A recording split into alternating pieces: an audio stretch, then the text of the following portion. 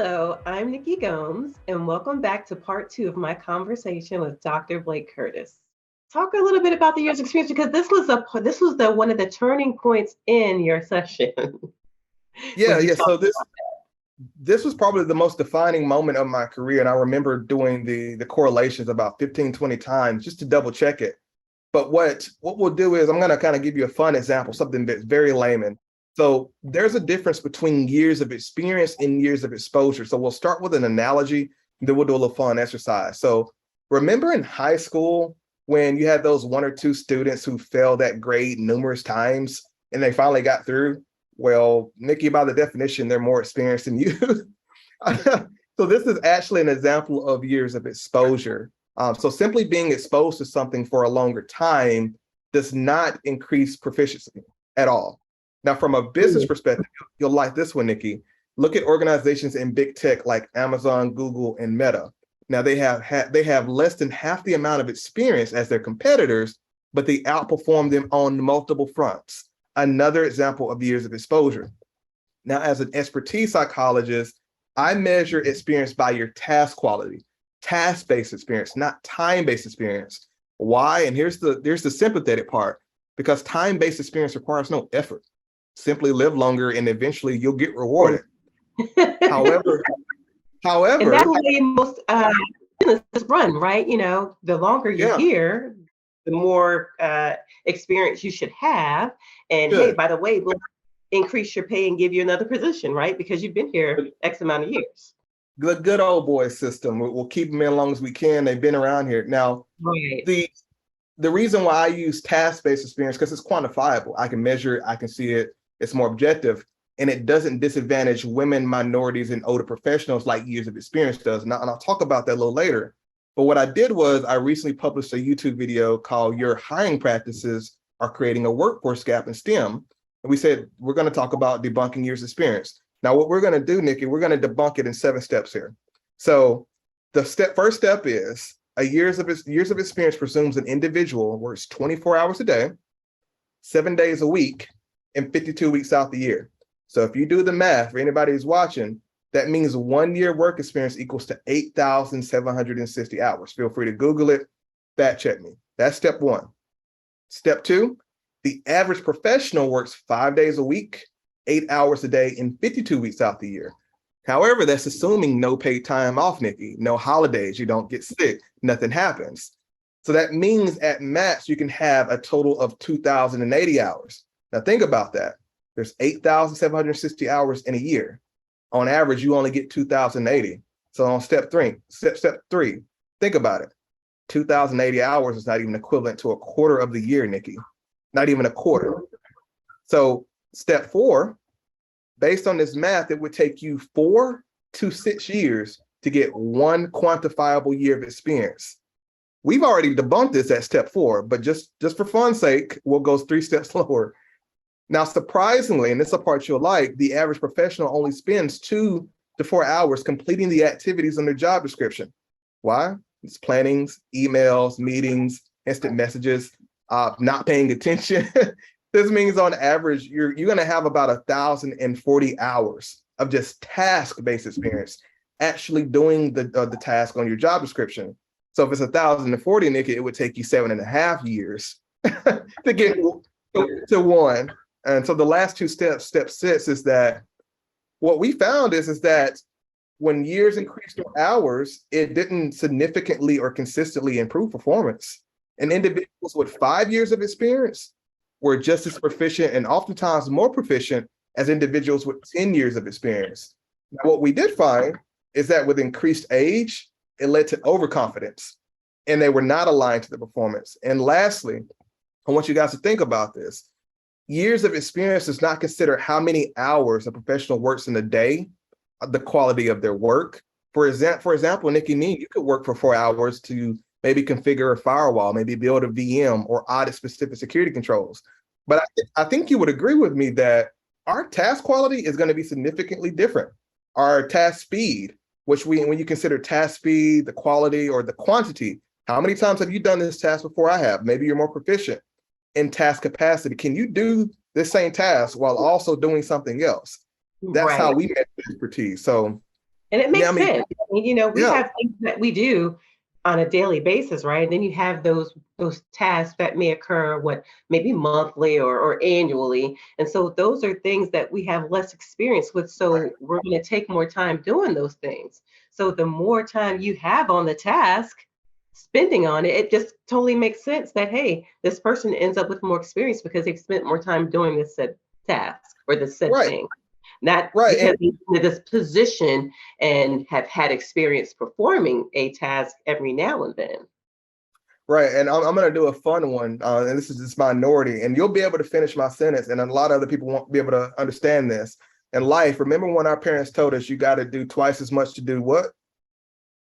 To get Twice as half much, as twice as much twice to get half as much. half as much.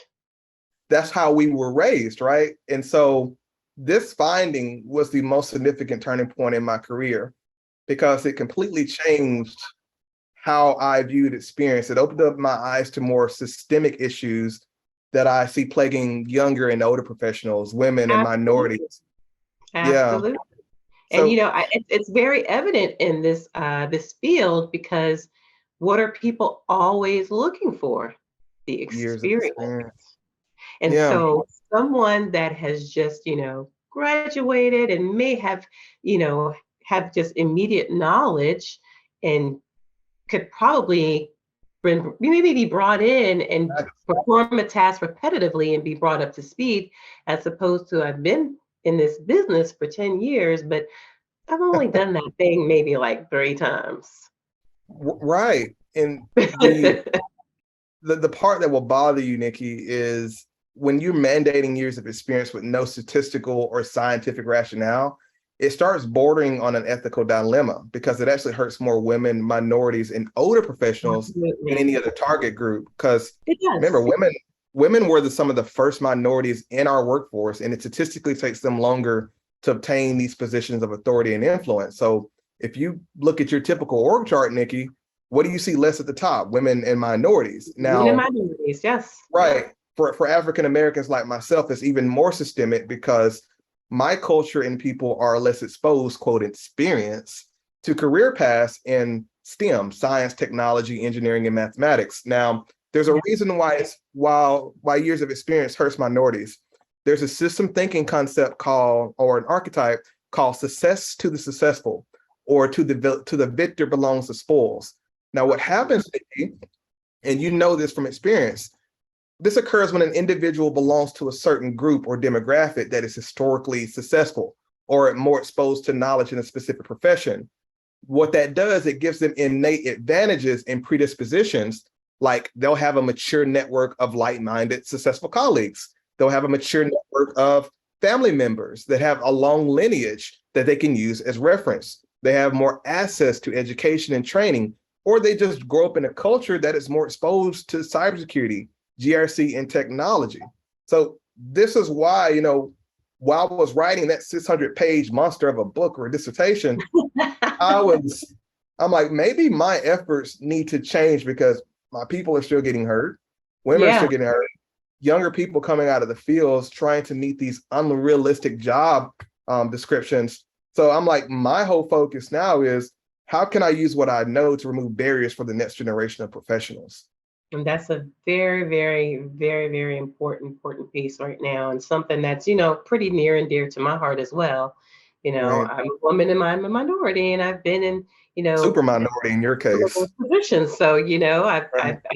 I've been very fortunate to have, great mentors and to, meet and get with like-minded people, but not everyone Yeah. gets those opportunities right off the bat.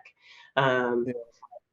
it's a challenge and it's a struggle, and it needs to start, when people are very young, to understand that you have a place, and if you'd like to, you can do this. Yeah, that belonging factor is everything. And it's fortunate that you had a mentor and role model. Unfortunately for me, I I didn't have one person I could consistently call a mentor or a role model growing up.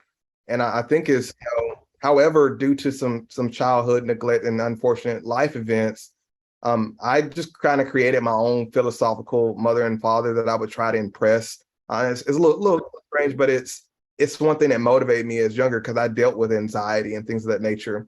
Now, as a result, when I mentor, I try to exude the attributes or characteristics that I would value in a mentor, like someone who is vulnerable, someone who is conscientious, someone who is engaging, someone who's actively listening to me, and someone who advocates for it. So that's what I try. I try to be all the things that I didn't have when I was a child.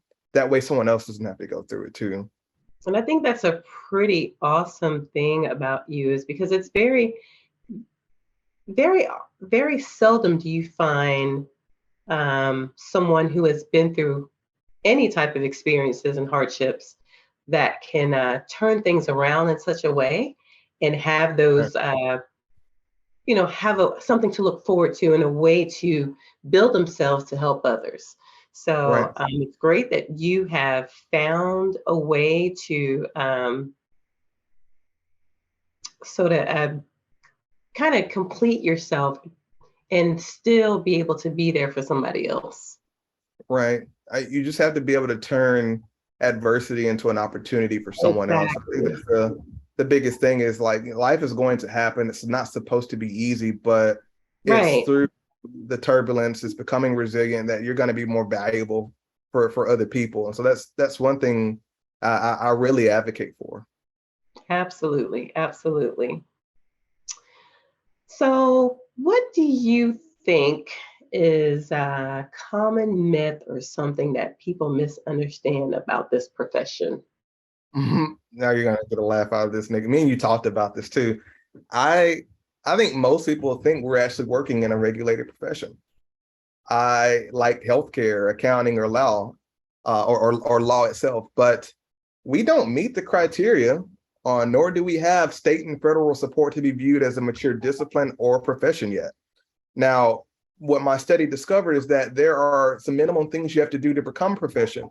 And two things that you can do today is start fixing your hiring process and standardized job descriptions. Hmm. And the way that you can do that is stop creating your own. First of all, there are peer-reviewed frameworks out there. Right. You're hurting people. You're hurting people by creating your own because just because you think yours is very proficient, it won't scale to another place. So what you could do right now is adopt two competency frameworks. One is by NIST. It's called the National Initiative for Cybersecurity Education, their workforce framework. And the other one that I really like is called the Skills Framework for Information Age, or we call it SOFIA. Now, by adopting these two frameworks, there are 6 principles you need to keep in mind to establish your profession. Number one, you have to establish a common body of knowledge to license professionals, not to certify. Now, keep in mind, we have over 938 certifications across 56 organizations, right? So we've yet to agree on a common body of knowledge. Flaw number one.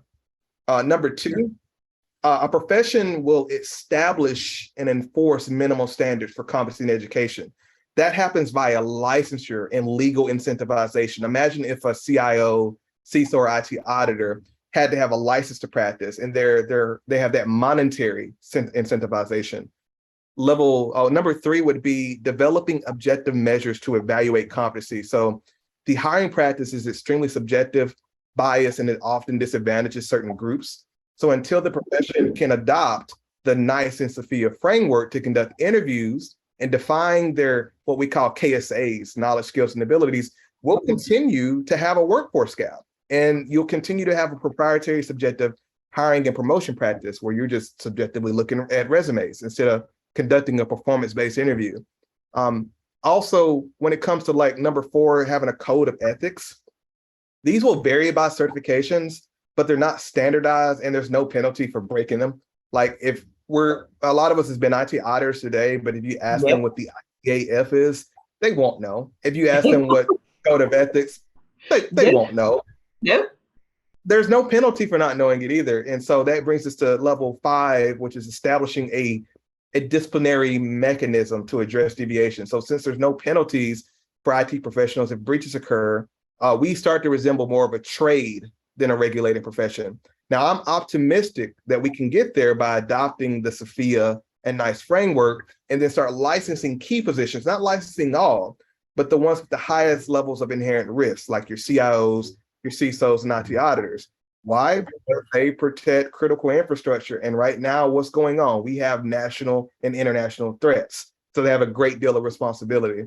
And lastly, Niki, the last step you need is you need to license professionals to protect the integrity of the profession and protect them, to protect Yes. the public So from important. So incompetent important. practitioners. Right, because if you're not protecting the public from incompetent practitioners, society may start questioning, why are you not licensed? Why is there no consistency across all these fields? Why do you have over 938 certifications?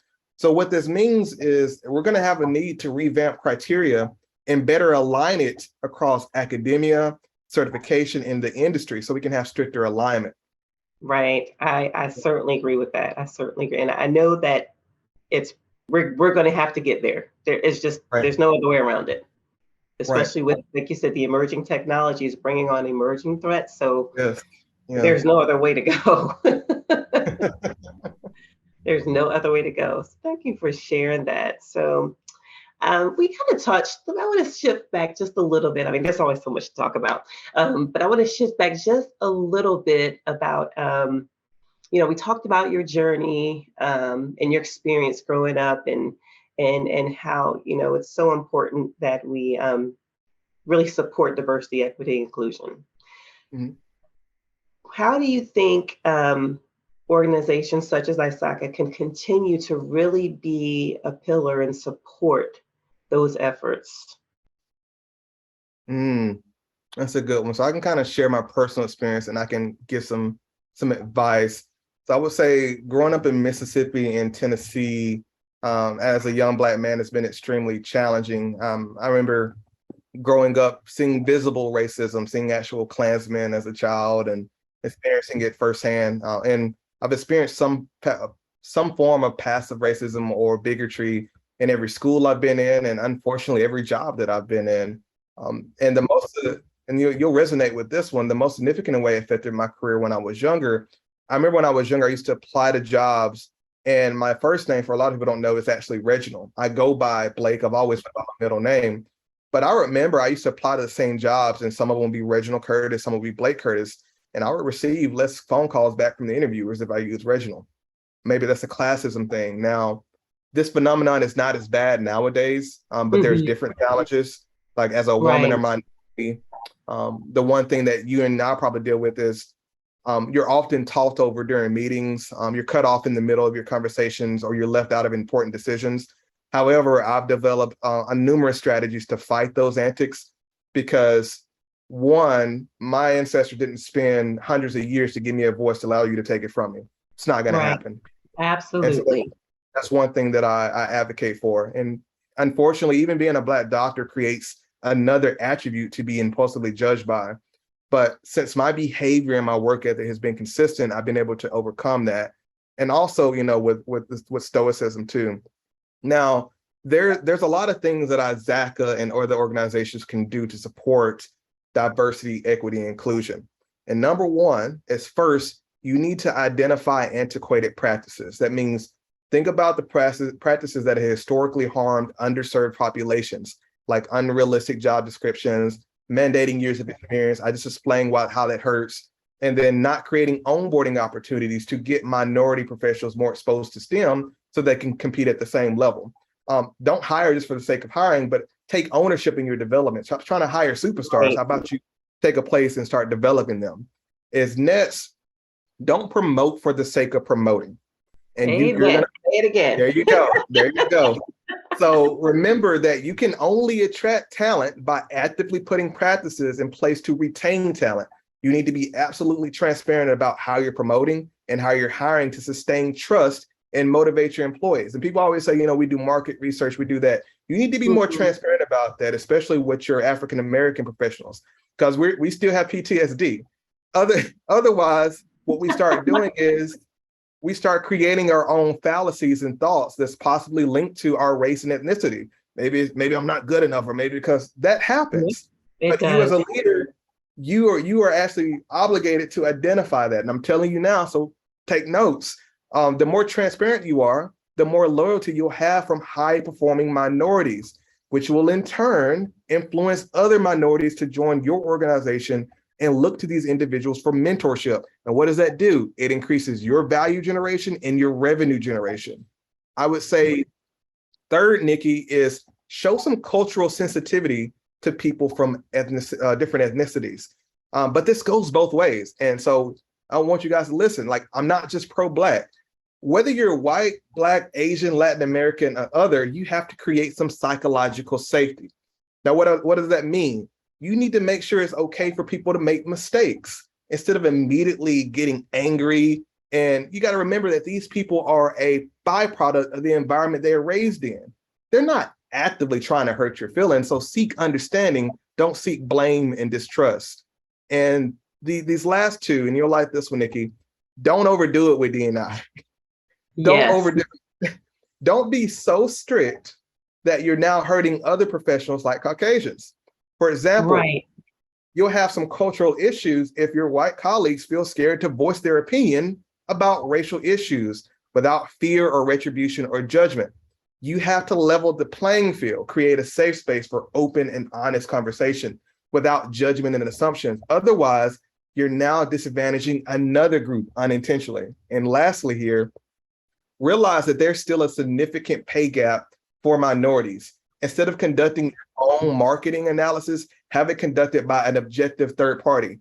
Take it from an actual research scientist, because that third party can obfuscate the results and filter by gender and race and give you actually quantifiable data, not just looking on Indeed and Monster and doing your own. Remember, HR, they don't hire scientists, they don't hire expertise psychologists. They come from business and law degrees. So they're not going to be able to quantitatively tell you where that gap is.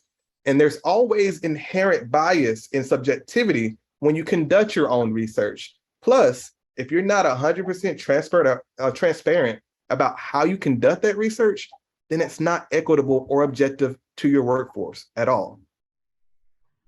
I agree with the transparency so much. If you put out some numbers and people have no idea how you got there, then it's not really worth much.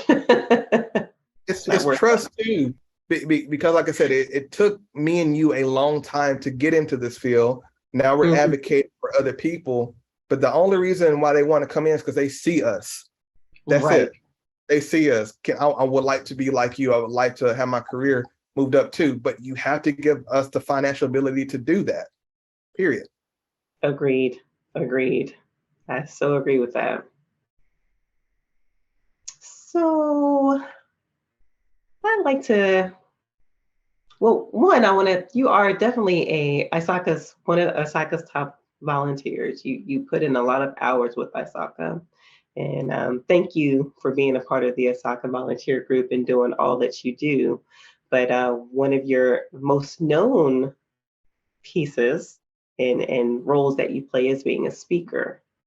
Mm-hmm. And so you have a really great reputation with ISACA in the speaking community. And I want to know, can you tell the viewers how long you've been contributing to ISACA? Yeah. And how did you get to be such a dynamic speaker? And did you ever have any fears of speaking in public, or if you did, how did you overcome that? Yeah, I can definitely speak to that. So I started contributing for ISACA back in 2018, but it was how polished and professional the organization was. I just became completely enamored with them. So I actively started publishing articles, blogs, assisting other professionals on ISACA Engage. And I've always had an act for writing, whether it was being younger and writing love notes or to writing monographs. I've always kind of been that charismatic person. But one thing I found in writing is that it was the one place I could get my arguments across cogently and comprehensively. Now, I wanted to also take what I learned as a professional leader and as a cybersecurity auditor and put that back into the work and actually give back. And so what that turned into is like now I'm the global topic leader for COVID governance and other frameworks. I'm currently drafting weekly practice questions. There is no certified ones out there, but what can I do to help fill this workforce gap? So I'll just give you my content for free. I don't care. I just want to be able to help. In addition, I'm the technical editor for Digital Trust Ecosystem Framework, and I've spoke at numerous conferences where I met Niki, and we had a blast. The one thing to do, and this is going to probably shock a lot of you guys, I'm an introvert, completely an introvert, which means I don't know any of my neighbors around here. You may ask me, I don't know. But in the field of cybersecurity and IT auditing, this is my tribe, this is my culture, this is my village. So I'm willing to, go out of my way. But you have to start getting a level of discomfort to grow. Without that, you won't know it. For those people who are struggling with speaking better, there are a few books called The Art of Conversation by Judy Apps. You could also do verbal judo. There's some leadership programs as well. But, I used to have the same issues as other people with a lot of filler words or not enunciating clearly. And one thing that Niki does, she is a great speaker too. I remember hearing her speak. She's like, "Do you want to go on first?" I'm like, "No, I want you to talk for me. You sound great." Yeah, you're going to just make me look even better. You go out there and talk for me. And it's even for minorities, we come from a different culture where there's a lot of slang, whether you're from the South. And Niki, be honest, sometimes it slips out every now and then. It does. I agree. But when you're around other professional minorities or African Americans, it will get better. So that's what's one of the things I could definitely recommend is just get out there, try, contribute much as possible, get into the ISACA Engage groups. There's a lot of stuff out there for women in tech and cyber too. Yes, there is. Yes, there is. I definitely, ISACA has been a really, really great organization for me. I'm introvert by nature. I I go out, I enjoy them. I'm like, all right, I'm done. I'm in my Too little much. hole. 2 hours too much, yeah. Oh my goodness, my previous job, I used to travel a ton, and we would be together all day with our team, and then at the end of the day, they'd want to go eat, and I'm like, no, I just want to go work out and go to sleep. It's been a long day, so I can chill. And it's so funny, people would never put us in that category because we talk about what we enjoy though, what's passion to us, but then put us in an area where it's like, something that we don't really enjoy, don't know a lot about. It's hard for us to even engage in that conversation. Right. I mean, people would never know that me and you were that because this is so natural, but at the same time, we're talking about something we're passionate about. But as a leader too, you have to understand that you have different pockets of expertise within your group. Right. And just because you have the loudest person or the people who talk the most doesn't mean that's the expertise. That's a poor proxy. You have to start taking note that those personality differences for being an introvert or being someone who's an extrovert, they have it. You just haven't given them a platform to speak. That used to be me many years ago. I'm more aggressive now in meetings. But if what you can do, and it's a good one as a leader, start actually doing airtime sharing, where that first 10 minutes, see who's speaking up the most and what they're talking about. And if you start to realize there's 1 or 2 people who don't contribute as much, it's not that they're a low contributor, it's that you need to have some side conversations about what are their expectations for contributing or learning, or what do they like. And then you start evenly distributing that time out. And what you'll do is you'll pull them out their shell and they'll become your next leaders. Yeah, give them an opportunity. You're right. It's just all about the opportunity. I think we've created opportunities for ourselves when they weren't available. And so being in the positions that we're in, we've learned over the years to overcome some of these things. And so for newer people starting out, I think that's great advice with the books and just really learning their place and learning that they have a voice and try to, sometimes you got to play. I always play duck and dodge, but sometimes you got to get in where you fit in. But it's definitely, there's lots of tools out there. So I appreciate you sharing those. So you survived a near-death experience. I want to hear a little bit about that. A near-death experience. Yeah, everybody wants to hear about this one. So, yes, you do. And hopefully this puts a lot of stuff in perspective for everyone. I really want you guys to pay attention to this one. So very early in my career, I used to make a lot of excuses for why I didn't have things. I even used race sometimes and being behind. I never got around to educating myself in IT and cyber. And I was just so focused on that next day or what I was going to do that weekend. Now, interestingly, you probably can't vision it, I was actually a natural bodybuilder. I was getting ready for my first competition, but unfortunately, in 2010, I was diagnosed with a muscular dystrophy disease called myasthenia gravis. And within 3 weeks' time, I went from 196 pounds, being 10% body fat, to 118 pounds in just those 3 weeks. Now, I lost the ability to speak because all this has to do with muscles. I couldn't chew food. I couldn't move my arms, and eventually even the muscles within my lungs gave out, and I was on life support. So the only thing that saved my life was the extraneous muscle from bodybuilding. But here's the thing, Niki, dying wasn't the scariest part. Dying with nothing to show for your time on earth is definitely the scariest part. And so what I told myself is that if I survive this, I will be very intentional with every person I meet. I'll treat myself and them like tomorrow doesn't exist. And as a result, you'll see the abnormal growth in my career. You'll see why I helped over 150 students obtain their master's degrees, why I publish content frequently, why I'm passionate about removing barriers for minorities and women. Because at the end of the day, Niki, I'd rather spend a life living than just existing. I think that is an amazing story with definite living your life with purpose. Right. I think sometimes it's hard for people to see. I know as a child, it's hard for children to see, even teens, like, what does that mean? It's all about me.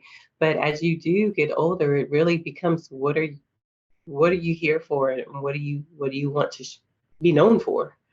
Right. And how do you want to help? We're all here. I've always looked at, we're here to serve. Everybody is here on earth to serve in some capacity. And Right. what ways are you going to serve? And so that's so crazy. So I mean, wow. I mean, there is definitely a reason for you to be here, because you are really making waves and headway and putting a lot of information out there for people to use, and helping, to eliminate some of these barriers. So thank you for all that you are doing. But do you ever think you'll step back into the bodybuilding arena? Do you think you'll try it again? I feel like right now what I'm working on is focus on the wife and family. So, Mm-hmm. we're trying, and I would like to have 2 or 3 kids running around. I have a feel like they're all going to be girls and drive me crazy. But I do feel an obligation to get back into bodybuilding, just to be able to protect myself and my wife, because having a muscular dystrophy disease does disadvantage you. And Mm-hmm. the worst thing is, like, if something did happen, I wasn't able to protect my family, I don't know how I would live with myself. So that is something that I'm actively working on, which is why I prioritize work-life balance, because if I'm working 60 hours a week, then how can I be proficient as a husband? How can I be usable as a husband or a Right. father? Yeah. And speaking of work-life balance, you do so much. How do you keep work-life balance in check? Mm. One, about 3 years ago, and well, 2018 is where stuff just started just getting out of hand. Like, I was, whether it's TV interviews or podcasts or contributing, like, I need a way to manage this, because one, I like doing it, but I still got to build different programs at work. And so what I developed was what's called a second brain in this solution called Notion. And we call this a life operating system. So what it does is you list out all the goals that you want to accomplish in life, and then the objectives in there, as well as what are the individual projects or what you call action items you're going to do every week. And so just like if you've been in the agile environment, you know how they use user stories and sprints? I do that with my life. So on Sundays, I'll plan out my week. What are the 5 scheduled actions that I want to take care of? Like preparing for this interview, what do I want to speak about? What questions will Niki ask me? How do I want to create an impact? What is the outcome? But that has to support a major goal. And that major goal is being a reputable content provider, but being a primary contributor at ISACA. That's a goal of mine. Why do I Right. want that? That goal is so I can broadcast equitable inclusion and research to people who are not getting the same opportunities as me. So everything's linked. And the reason why I do that is because this is something that I genuinely love and I care about. And I want to get rid of the good old boy system in hiring. I want more opportunities for women and minorities, but I only can do that with science. And what I do from day to day now, I wake up in the morning, I have a do not do list. What I don't want to get stuck watching. Yeah, I don't want to get stuck watching cat videos for a few hours, or be on Reddit and just scroll, or answering messages. So a few things I do is I only respond to emails 3 times out the day. I only respond to IMs in a group 2 times out the day. People are like, well, what something's urgent? If something's urgent, they'll call you. And the reason why you do that is because there's no such thing as multitasking. There's only serial tasking. You can only do one thing with the complete attention at one time. And if you quantified how much you kept switching between every day, you have task residue. You're not proficient in anything because you're never present for that one thing you need to do. So there's some good books on there by Peter Hollins. I can definitely share that later. Then you also, there's some applications out there called habit trackers. So if there's a habit you're trying to get rid of or you want to develop, you can come up with a habit tracker on Android or iOS. I've developed my own in my life operating system through Notion. But these things give me quantifiable and measurable results of how I am being a good husband, how I am contributing to my friends, what I'm doing at work, removing barriers, political divides at work, whatever it is. And even this is one you'll appreciate, maybe one you share with your husband too. Yeah. I have one on there where I'm vacuuming the floors, going to the backyard, cleaning up, or upstairs. But the habit is timed at 7 o'clock in the evening. Now, why is it timed at 7 o'clock in the evening? Because that's when that's when you guys are coming home. And you know, just because we do it during the day doesn't mean it's done. You got to see it. So that's what I'm doing it. And so when the wife's like, "Oh, thank you," blah, blah, blah. Right. And that is one of the most romantic things you can do with a husband. Right. The game changes when you get older. It's not about flowers and stuff. It's like, you come home, there's no dishes in the sink. Oh, no, that is flowers to me. That is flowers to me. I appreciate that. So how can people reach out to you and connect with you before we wrap up? So what I would recommend is, I'm very active on LinkedIn. I don't get on a lot of different social media platforms, but you could either do that or just Google or search for me by Dr. Blake Curtis. And most people reach out to me for educational consulting, career progression, leadership mentoring, scientific research. If you want a committee member, I can definitely do that. If you want to go over learning techniques, memory optimization, or consulting on how to create a cybersecurity governance program. I am not charging for any of those services, but you can donate, buy me all the coffee in the world. That would give me a chance to get out the house and go to Starbucks, and that's on you. But yeah, that's how you can get in contact with me. Well, Dr. Blake, it has been a pleasure. And we could literally talk all day long, all day long. I have enjoyed the time with you, and thanks for spending time with me. And if you would like to learn more about Dr. Blake Curtis, click on the link in the description below. I'm Niki Gomes, and thank you for tuning in. Thanks, everybody.